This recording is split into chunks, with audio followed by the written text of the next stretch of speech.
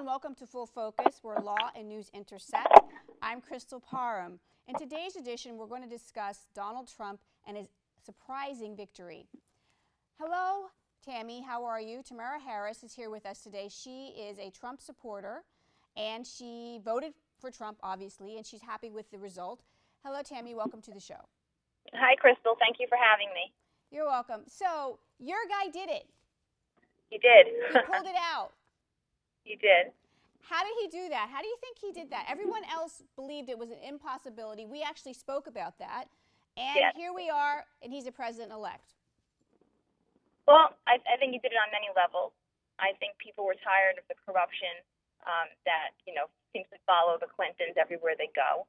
I think he did it because I think that there's a confidence in him about boosting the economy. I think he's very wise when it comes to financial matters.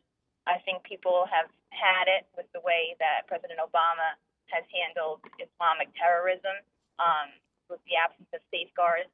I think people have had it with the issues of immigration, which people want, the wall to get into the country, and it's unfettered. And I just think that there was a lot of people who wanted to see some action taken to stop those things. And the Democratic Party, I think, offered much of the same, as well as much of the same corruption from the previous Clinton years.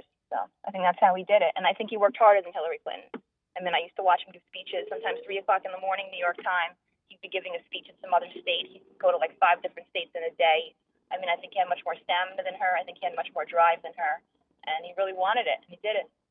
Yeah, I agree. He did work very hard. But he's the candidate for change. We know he's a big change guy. But what about his temperament? I mean, in recent days he's been in Twitter wars with people, and there's been all these fascist, neo-Nazi outbreaks in the country. Do you think that that's because of him, or you think it has really nothing to do with him? I don't think it's because of him. I think that, as we've discussed before, there are some policies that I can understand that maybe neo-Nazis such as building the wall and limiting the immigration.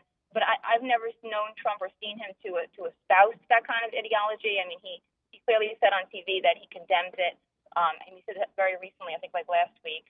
I mean, there's nothing that he's ever said that would indicate that he believes in those kind of ideals. So, I mean, I think it's sad that, neo-Nazis look to him for some kind of leadership. I think the people that, buy into that stuff, are really, defective mentally, and they just want someone to look up to. But I don't think that's attributable to Trump. And in terms of his temperament, I mean, Hillary Clinton was paying people off to protest, to cause violence, to incite riots. I mean, I don't think she had the temperament to be president. And Trump shoots his mouth off sometimes, says what's on his mind. He says what many people are thinking, and afraid to say. He's not politically correct, but I don't think that means he has a bad temperament. I think he's much more capable to run the country than she was. Well, what do you think about what's happening? I mean, people are actually drawing swastikas and writing his name next to it. So clearly the supporters believe that this is what Trump wants or what Trump believes. Do you feel that he should address that, or do you feel that it will go away over time?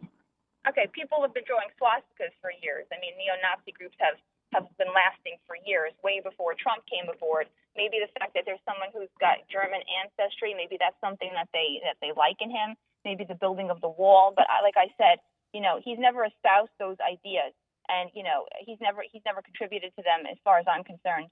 And they're just a group of sick people. And they've been around way before Trump, and they'll probably be around way after Trump. But he's done nothing to indicate he is anti-Semitic.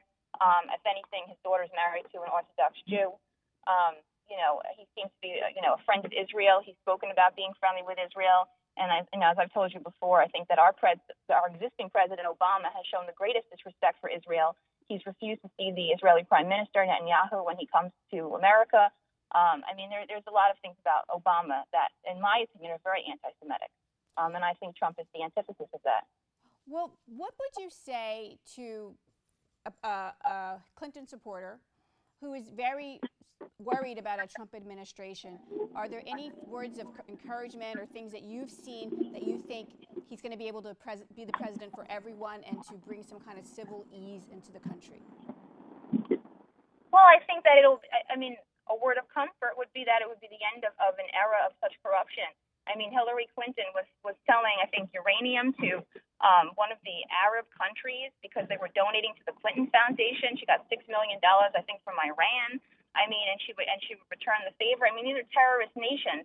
The money that they get, goes to terrorist groups and for terrorist means. I mean, she was the epitome of corruption. So maybe for the first time in a long time, we won't have somebody there who is just so corrupt with such unclean hands. And maybe there'll be a fresh set of eyes and looking at how we handle these terrorists and whether we should be giving ransom money to Iran so that they can facilitate terrorism, whether we should be giving, Arab donors special favors and stuff to make nuclear weapons because they donate to the Clinton Foundation. I mean, I think that's going to stop now. And I think that's what the American people were really fed up about, even with Haiti. I mean, her Clinton Foundation is supposed to help the people of Haiti. She takes all the money, and then she gives favors out to the people that donate. Didn't fix a single bridge, didn't fix a single road in Haiti, just left those people in despair. I mean, she's a disgusting human being, and I think people should see her for what she is. She wanted to be president so that she wouldn't be indicted, so that she could fill her pockets with her own money, and it failed, and I think the people saw through it. And I think that, one of the things I love about Trump is he says what's on his mind. You've never seen a president call out the media the way Trump has.